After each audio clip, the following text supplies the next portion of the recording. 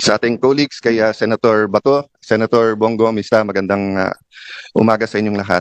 Well, syempre po, nalulungkot po ako na para tayong pumunta ng birthday party, walang dumating na bisita. But unlike a party, you can celebrate naman with your closest friends, family. Pero dito po sa hearing, I think we can still be productive, but ayoko naman, Madam Chair, na pagalitan yung present dahil maraming absent. So may I take the opportunity to thank very much Attorney Alexis Medina, Attorney Santiago, Attorney Bernal. Alam namin na pag ganito kabigat yung issue ay may consequences din yung pagsasalita, may consequences yung pag-a-appear. But Madam Chair, I think, more than kind last hearing in terms of not pressing my questions kapag sinabi nilang sub judice. But just to clarify, well settled na yan, whether sa jurisprudence or sa history ng Senate, na mere filing of a case or mere pendency of the case does not stop the hearing, nor is it a reason for them not to discuss. In fact, pagka yung executive department, matetest pa nga yung consistency na kung ang sasabihin nila dito at sasabihin nila dun sa korte ay pareho. Yung sub judice rule kasi, and correct me later on, Attorney Medina, kung mali, it's really more of to protect the integrity of the court and the fairness para hindi dinidiscuss yung case, para hindi sila ma-pressure. Yung sub judice rule is not meant para yung kung may inconsistency sa ibang bodies, sa SEC, quasi-judicial bodies, or dito sa Congress or sa Senate. Kasi kung yun po ang kaso, di lahat ng ginagawa ng mga COM ngayon, ng mga TRICOM, QUADCOM, ang kailangan lang gawin ng witnesses nila ay mag-file ng kaso against themselves. Tigil na yung hearing, no? Number two, there are many points regarding other guests. For example, General Torre, no? He's not covered by executive privilege unless the President talked to him directly.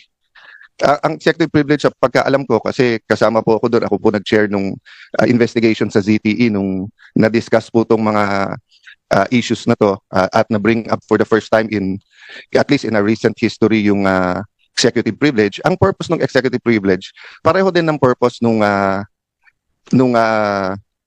privilege na binibigay, for example, sa journalist, that hindi nila kailangan sabihin kung sino ang kanilang source, or kaya mag-asawa, or yung doktor at pasyente, or abogado at saka kliyente. Ang purpose kasi nun, the client and the lawyer can freely discuss. Ganun din, ang doktor at saka pasyente can freely discuss kasi they will not be compelled to testify, no? Against his client, against doctor. Pero lahat yan, meron ding isa pong exception, no? For example, sa doctor, if iaminin sa kanya that a crime is about to happen sa United States, then they are required to say that. So ganun din po dito sa executive privilege. Malinaw sa Supreme Court ruling, you cannot use executive privilege if ang pinag-uusapan may crime ba o wala, or if it's to cover up a crime. At this point, we're not saying there is a crime to cover up, but I will bring up that point right now. So ma'am, of course, under your leadership, and syempre may emotions naman talaga si Senator Bongo last time, kayo po. Ako, try ko lang pigilan. Talagang bantay na bantay ako ng asawa ko na wag uminit ulo last hearing, no? Kausap ko rin ng Senate President na let's check the facts, apply the issues, wag mo nang banat ng banat kasi nga baka hindi natin nakita yung buong video. So having said that, I think lahat naman nahimasmasan, lahat naman po tayo ay nakapag-reflect.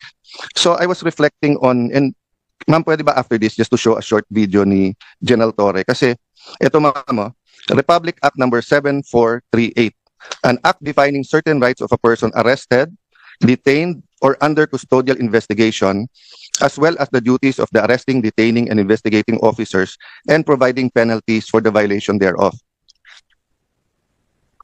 May I also, akin to court na pagkawala po o hindi pinayagan yung ebidensyang i-offer, dito i-proffer. No? So wala sila, pero hindi ibig sabihin hindi ko pwedeng ilagay sa record yung tanong at baka sa media nila sagutin, baka dito later on. Ang linaw po kasi dito, nakalagay po dito. Okay lang kay Senator Cayetano kasi may chronological presentation. One line lang. At saka si Senator Bato gustong pag-usapan din yung arrest. Sige ma'am. I'll leave just this one line lang para lang hindi mabitin yung train of thought, no. Nakalagay kasi dito, any person arrested or detained under custodial investigation shall be allowed visits by conferences or any member of his immediate family or any medical doctor or priest or religious minister chosen by him. or by any member of his immediate family or by his counsel. Okay, hindi ko nahabaan kasi nga ma'am, I'll follow your advice. Ma'am, may penalty po to.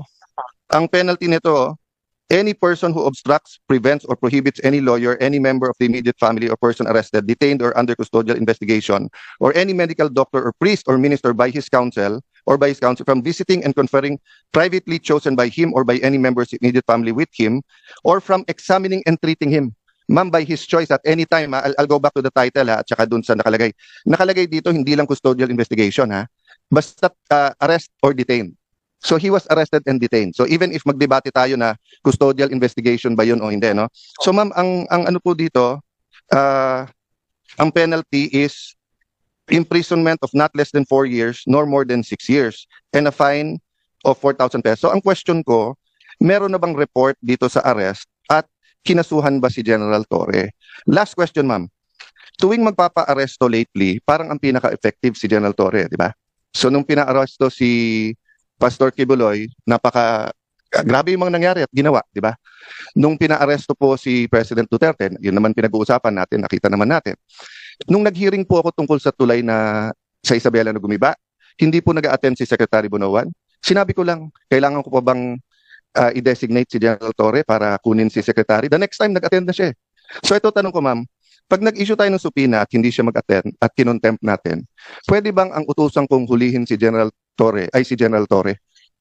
Kasi effective, no? Dinada ko lang sa biro, but I think of all his interviews and sa nangyari, this is my last point, ma'am. I'll submit to all my other colleagues. This is my point lang, ma'am. Nanunood kasi yung buong PNP, nanunood yung mga teachers ng constitutional law, mga estudyante, nanonood ang mga estudyante ng criminology. And di ba sabi nga nila, yung bata, hindi mo pwedeng turuan sa salita. Natututo yung bata sa gawa. So ganun din sa gobyerno natin. Pag sinabi nung mayor, no corruption, pero corrupt siya, ang dating sa mga department head, pwede mag-corrupt. Di ba? Pag sinabi ng COMELEC officer sa isang probinsya, no cheating, pero pinayagan niya yung cheating or vote buying, ang papakinggan ng tao, hindi yung salita, yung gawa So kung mali yung pagka-aresto, nangangamba ako na especially sa lugar na walang internet, walang cellphone, baka ito yung masunod humihingi sila ng counsel nila or doktor, tapos hindi pagbibigyan, no? And then the last point doon, ma'am, is that bakit kapag ka lower rank, meron pong isang vlogger, di ba, na PNP, na nagsorry na kaya parang okay, pero hinuli, tapos kakasuhan. I understand that at magandang rule yun na pagka ikaw ay sundalo o pulis ay hindi ka basta pwedeng hindi ka pwedeng partisan, di ba? Pangalawa, kailangan bantayan mo sinasabi mo. But I'll give you 2 examples, ma'am. Bakit po si General Torre kung ano-ano sinasabi sa kung ano-anong interview, hindi naman napapagalitan. So ang dating po sa lower rank, bawal partisan kung kalaban. Kung kakampi yung sinabi mo, pwede. I'll go to a non-partisan issue. And I respect this person very much. I think he's one of the best chief of staff, personal friend, etc. Kaya lang, as a former secretary of the DFA, I have to mention this, no? When the AFP chief of staff said, prepare kasi madadamay tayo kapag ka-invade yung Taiwan, tayo po ay may one China policy. Ano po ang magiging reaction natin nung sa Marawi siege kung sinabi ng China, prepare kasi pag sinugod nila yung Marawi o kapag nilabanan nila yung secession sa Mindanao, mai-involve tayo. Magre-react din yung foreign affairs natin, hindi ba? Kasi nga may one China policy tayo. Don't get me wrong, ayaw natin ng gulo sa Taiwan. Nakikisimpekto tayo sa democracy ng Taiwan. We want them to coexist with mainland China. But having said that, we have to be sensitive. So the right person to speak is either the DFA or the presidential spokesperson, hindi po sundalo or police, no? So I'll stop there, ma'am, pero sana nga consistent tayo para hindi nalilito yung mga kawani ng gobyerno kung ano talaga ang tama at ano yung mali. Thank you, Madam Chair. Maraming salamat, Senator Cayetano. Maliwanag na maliwanag ang inyong pag-unawa at pagbabalangkas ng subjudice pati yung executive privilege kasi naging cabinet member nga kayo at talagang may limitasyon yon. Mag-umpisa tayo kung hahayaan ninyo ng chronological, ano? At nais ko lang ipakita na sa kaguluhan nung nakaraang taon, sa Mayo pa lamang nagkaroon na ng briefer tungkol sa aresto ni Presidente Duterte. Hindi tama yung sinasabi na walang kinalaman ng Pilipinas dito. Ilang beses tinatanggi ng ating mga opisyal, sana narito sila para ipaliwanag. Subalit nag-press release po ang liwaliwanag nung DOJ Assistant Secretary Miko Clavano, May 8 ang kanyang mga press release, at sa kalagitnaan ng kaguluhan tungkol sa PI, yung ating People's Initiative, sa kaguluhan ng Davao at Maisog rallies, ay biglang nagkaroon ng bagong briefer na ginagawa ng DOJ. Ito ay unang-una for the potential arrest of President Duterte, ikalawa ang pagbabalik ng Pilipinas sa ICC. Maliwanag na last year pa, May of 2024, nag-umpisa na ito. At sabi rito, aware naman tayo na yung policy ay hindi papasukin ng ICC. Pero posible naman mag-iba. So, yun ang nakakaabala dito. Mayo pa lang, pinaplano na yata ito. At kahit sinasabi ng ating kagalang-galang Secretary of Justice, sana narito siya, sabi niya, labas-masok ang dayuhan sa Pilipinas. Libo-libo sila, daan-libo pa ang pumapasok na waring di natin nalalaman. Ngunit, kilala ng ating Bureau of Immigration ang ilang ICC, mga tauhan na klaro na pumasok dito. Unang-una, maliwanag, si Maya Destura Bracken. Dumating noong October 4, 2024. Siya ay galing US at interpreter siya noong ICC. Maliwanag po yan. At maliwanag din na dumating siya sa Pilipinas. Ikalawa, andito din yung protection expert para ipagtanggol ang mga testigo. Ang pangalan, William Rosato, dumating sa Pilipinas October 15, 2024. Mahabang pagpaplano to. Nakita din natin na may dumating din na isa pang protection expert at iba pang mga dumating na si Amir John Kasam. Dumating October 20. At yung investigador, dumating din sa October 24. Siya yung huli. Ang huling ICC na nasa record ko, October 24, Glenn Roderick Thomas Scala. Siya naman yung investigador at hindi ko alam kung kompleto na ito dahil meron pang binabanggit na Robin Croft na abogado naman nila at may binabanggit din sa kanilang mga usapin na bagong team ng tatlo parating daw ng 19 October. Hindi ko na nakuha yung pangalan pero maliwanag na merong mga dumating na ICC at nagpakilala bilang tauhan talaga ng ICC na may kanya-kanyang espesyalidad. May protection expert, may investigador, may interpreter, may abogado. Klaro po yun at itinira, hindi natin sa sigurado ang binabanggit at sinulat nila sa kanilang immigration papers, Midas Hotel, Raffles Hotel, Diamond Hotel. Humingi rin sila ng protection detail and transport sa Pilipinas.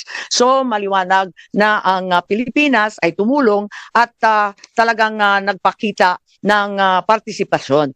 Matagal na ito, Mayo pa, tapos October pa, kaya nagtataka po tayo kung bakit tinatanggi nung ating mga opisyal na may ganito.